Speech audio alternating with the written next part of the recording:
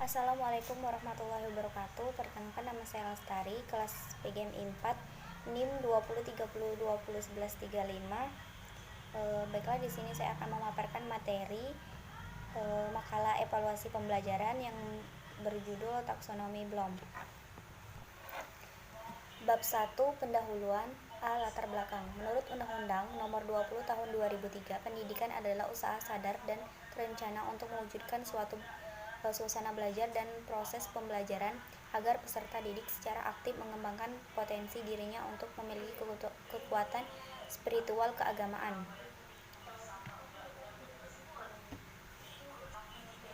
Dalam pendidikan, taksonomi dibuat untuk mengklarifikasikan tujuan pendidikan. Dalam hal ini, tujuan pendidikan dibagi menjadi beberapa domain, yaitu kognitif, afektif, dan psikomotor.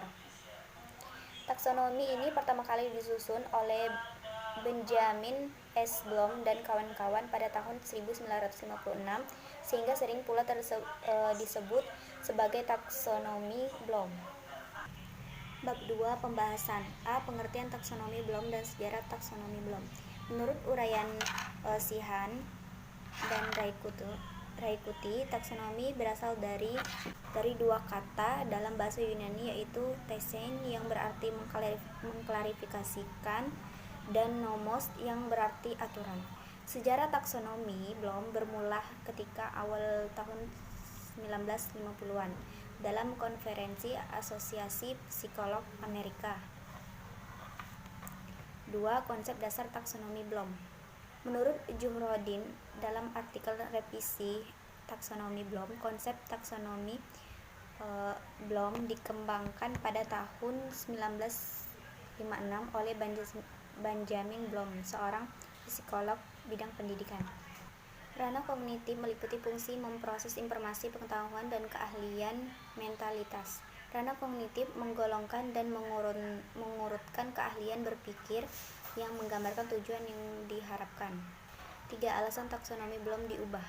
Widodo 2006 menyatakan ada beberapa alasan mengapa buku teks taksonomi Bloom harus direvisi, yaitu: pertama, terdapat kebutuhan untuk mengarahkan kembali fokus pada pendidik pada buku teks. 2.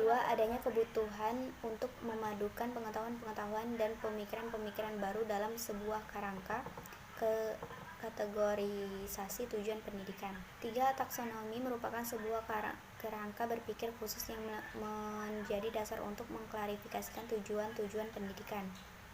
Proporsi yang tidak seimbang dalam menggunakan taksonomi pendidikan untuk perencanaan kurikulum dan pembelajaran dengan menggunakan taksonomi pendidikan untuk asesmen. 5. Pada kerangka berpikir taksonomi karya Benjamin Bloom lebih menekankan 6 kategorinya. Yang pertama, pengetahuan. Yang kedua, pemahaman. Ketiga, penerapan. Keempat, analisis. Kelima, sintesis. Dan kelima, evaluasi. Yang keenam, ketidakseimbangan proporsi subkategori dari taksonomi Bloom. Kategori pengetahuan dan komprehensi memiliki banyak subkategori, namun 4 kategori lainnya hanya memiliki sedikit subkategori. 4. Dimensi pengetahuan. Sheehan dan Raikuti 2007, ada 4 macam pengetahuan, yaitu pengetahuan faktual, pengetahuan konseptual, pengetahuan prosedural, dan pengetahuan metakognitif. A. Pengetahuan faktual. B. Pengetahuan tentang teknologi. C. Pengetahuan tentang detail dan elemen-elemen yang spesifik.